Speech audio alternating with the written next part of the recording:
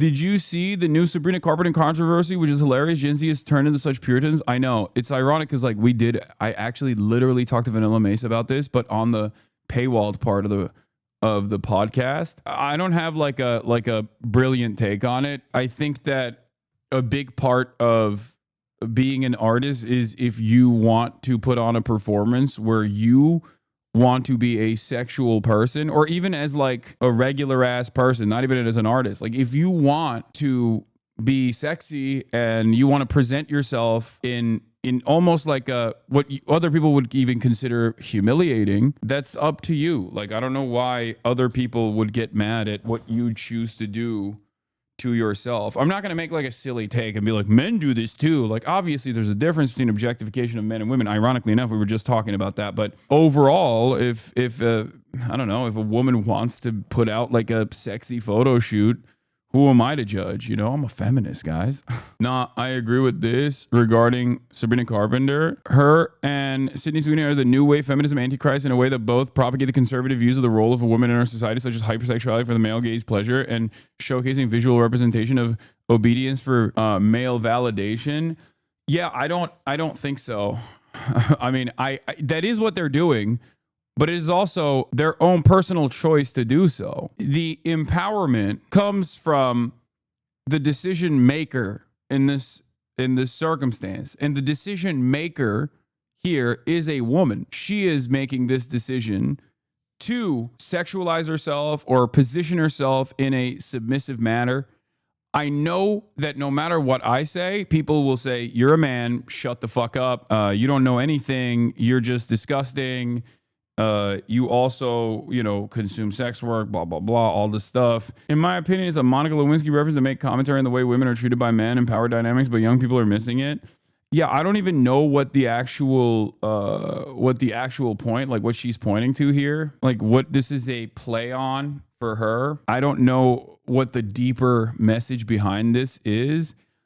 But what I do know is I don't think that this is like setting women back or whatever. You know what I mean? If a lady wants to do sexy sub-dom play lightly and put that as her album art, like let her live, you know, let her do that thing. It doesn't have to take away from anybody else. If you want to understand where I'm coming from, if ladies want to wear the hijab, great. That's your choice. Have fun. You know what I mean? If ladies want to do submissive play and do like I'm a dog or whatever, and that's what they want to showcase, great. Have fun. I'm a guy. I'm seeing myself out of this conversation. I'm simply existing in society as other people are doing whatever the fuck they want to, and they should be able to. Like that's a whole ass grown adult, you know? As a Gen Z girly, I think there's a play on being a female dog or being a bitch too. Yeah, I don't even know what the intention behind it was, and I think people are just like reacting to it with an incredibly negative lens, because I do think the next generation is weirdly super hyper puritanical, and I think that the reason why Gen Z, especially younger Gen Z, are hyper puritanical is because in the early aughts of 2016 there was like a lot of pro-sex work messaging out there. And Tumblr, I think, did a number on like at least younger millennials, younger faillennials, whose understanding of sex and sexuality and kinks and sex work as well came from Tumblr. And it, I think, swung too hard in one direction. And then there was this inevitable backlash that has come from that with younger Gen Z looking at all of the hypersexualization and going, this is gross. I don't like this. I'm overstimulated with this. And that's why you see so many people literally are, they take like anti-porn positions. Like there's so many Gen Z people that just like despise porn, and they think it's like the devil. They think it's like constantly trying to warp your brain. And they think like any kind of sexualization in media is actually completely unacceptable. I find it strange that people have this kind of people take this kind of role, people take this kind of position. Is not being anti-sex to say how sex in media portrays women? Oh my God. No, no. I'm not just talking about this in general. I'm talking about like Zoomers that weirdly enough went so hyper woke that they actually ended up flipping back to a puritanical attitude. And that is what is being exhibited right now. I'm always anti trying to sanitize art in general. like artistic expression, has always been immoral and degenerate. Every new meta in art history comes from people being perverts and degenerates and pushing the boundaries of what was previously considered acceptable. The example I always use is from the Impressionist era of moving away from only showcasing nudity in the form of angels and like religious mythological figures to deliberately drawing prostitutes, right? Sex workers and drawing women in their naked body. This was seen as like an insanely unacceptable act. They were like, how dare you? How dare you start drawing fucking prostitutes as naked? Like, we're not supposed to see this. Like, but that was moving the needle. That was moving the needle in the direction of a new artistic interpretation, away from just religious mythos and paintings that surrounded, like, you know, cherubs or whatever the fuck, to actual real normal human beings. Ultimately, I just think that any kind of artistic expression, any kind of demand to sanitize artistic expression is inherently reactionary, and I'm not in favor of it, but you can be if you want to. But my point on it is that I think we place a lot more emphasis on stuff like this because it comes from a place of powerlessness. I experienced the exact same kind of backlash in the 2016 era, where you don't feel like you have any control over your own life. You don't feel like you have any control over the systems. You have no way to demand change and go out there and you protest, but like nothing changes. So then you look to areas where you can actually have at least some semblance of influence. And what are those areas? Your favorite content creator that you can yell at and get an apology out of, or whatever kind of culture you're consuming, whatever kind of content you're consuming. And this is precisely what used to happen all the time with like the woke SJWs and what people understand as cancel culture. It comes from a place of powerlessness. It comes from a place of like hidden recognition of said powerlessness. So you seek out areas where you can enforce your power, where you do actually have some semblance of control. It's a way to try and claw back control over your environment. And I think it's wholly unproductive at the end of the day. It's unproductive because it's not like you're not getting anything out of it. It's not like, you know, Sabrina Carpenter, let's say, people yell at Sabrina Carpenter for this photo, and then next time she just comes out with a fucking nun dress or whatever, you know, or she doesn't put herself in this like in this kind of hypersexualized submissive image. Do you think that this actually plays a formative role in combating misogyny or depictions of women in media in general? I know it's very easy to, I know that the easiest counter to what I'm saying here is to be like, you're a man, you're gross, you're disgusting, you're a pig, and you're horny, and you want to see Sabrina Carpenter in this like servile position because deep down inside you're like a toxic masculine individual who is simply reinforcing the patriarchal constructs that demand that women hypersexualize themselves and objectify themselves. That's not the reason why I'm saying this. I think it's also like somewhat infantilizing to act as though she had no say in this process, in the decision-making process whatsoever, and that this is not like a grown-ass woman who is deliberately making this choice, but instead is either one, a victim of the exploitative and perverse forces of capital. To a certain degree, everyone is, and so is Sabrina Carpenter.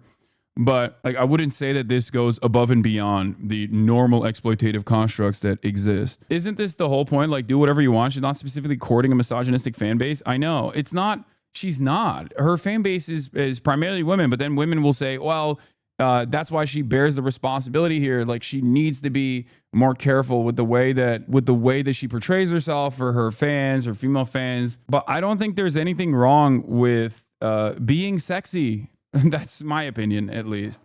I obviously also try to be sexy all the time, but I'm a man, so it's obviously different. It's different for women as opposed to men, because objectification is a real harm for women, whereas objectification of men doesn't necessarily impact their careers. Or there is no societal expectation that men are only valuable for the way that they present themselves, for their aesthetics and the way that they look, as opposed to patriarchal constructs have dictated that women are only as worth. Women's worth is simply met on the boundaries of their physical physically desirable properties. It's fucked up. I think puritanical is an unfair label. She can do whatever she wants. To be fair, I'm Gen Z, but in a society where the pendulum is swinging towards white supremacy and misogyny, where literally every woman ever is naked in every concert album and blonde, skinny, submissive is in trendy, I fear we should think critically about why women do things like this. I'm going to ask this with all sincerity, okay? This is a serious question that I have. Do you not like looking sexy? Like, is that not something that you like doing? Is that not a thing that you enjoy? You know, you work out, you diet. Summer comes around, you got a fucking beach body. You want to show it off a little bit. You know, you bought a sexy ass 2-piece bathing suit. People want to appear a certain way. I think we should allow people to do that. It is what it is. No, I'm fat. Well, you can still be sexy and fat. What do you mean? It's more about confidence. It's more about feeling a certain type of way. And I think everybody at the end of the day wants that, right? They want to feel they want to feel hot. They want to be desired. A lot of people do. Please stop. This is such a dude take. Really? Maybe it is. Maybe I'm just totally off base. No, we don't. Stop projecting your gooner shit onto us. What the fuck is this argument? I mean, if it wasn't the case, then there wouldn't be entire industries designed around making you feel sexy and feel hot. The problem in this circumstance is that women get objectified. I mean, regardless of how they appear, women get objectified regardless. You try too hard, you're putting on a show, you're objectifying yourself. You don't try at all, what the fuck is wrong with you? Are you sick today? Why didn't you put your makeup on? Is everything all right? Misogyny and patriarchy, that is the problem. It's not the way that women choose to present themselves that's the issue. You're digging yourself a deeper hole, man. No, I'm not. No, he's not. Hasan is correct on this. LB says, please, Hasan. Women have always had their agency questioned when it comes to sex and media. Stop doing this. Women can make media about sex without people saying they're appealing to the male gaze. You infantilize women by taking that perspective with any women in media. I agree. I'm so confused. You guys are talking like he's saying we try to look sexy for men. Exactly. That was not my point. This is unironically the Jordan Peterson argument, but woke. If you think that, like, if you are a whole ass woman and you think that me as a man is saying women want to look sexy exclusively for men, for the male gaze, you misunderstood my point entirely. That's not my perspective at all. As a matter of fact, it's a perspective that I rail against quite frequently. Remember Jordan Peterson, the top dog of misogyny, the intellectual giant Jordan Peterson, who constantly would say, oh, you put on the rouge to make your cheeks look flushed for the male desires, you harlot. Like, when he used to say shit like that, he just fundamentally misunderstood why women put on makeup or why women dress a certain way. It's not to fulfill the sexual desires of men. It's because they want to fucking look hot and feel confident and feel sexy. That's it. It has nothing to do with men at all. Your perception of being a girl boss is so male-centered. You sound absolutely insane, bro. Your opinions on women aren't normal amount. Don't let your predominantly male audience convince you otherwise. What's the female-centered version of this? Are you just simply saying, like, I'm a woman and I hate the Sabrina Carpenter thing, even though she's a woman herself, and you think it's irresponsible that she's using her platform to hypersexualize herself or and present herself as an object of male gaze, a sexual desire, setting women backwards in media? Is that what I should be saying? So basically, it's just like any opinion that you have that I don't maintain is actually always automatically going to be wrong because I'm a man and my opinion is going to be male centric. Yeah, I just think, let women do whatever the fuck they want. That's my position. That's it. I don't think we should tell women what to wear and what not to wear. And I don't think we should tell women what to do and what not to do. If you think that that is a male-centric, misogynistic framework that I'm operating off of, I guess there's not really much I can do other than that. That is literally my fundamental moral compass here. Like what is gearing me to say what I'm saying right now is coming from that principle. Connor, if the mob has its way, Sabrina Carpenter will be asexual by 2026.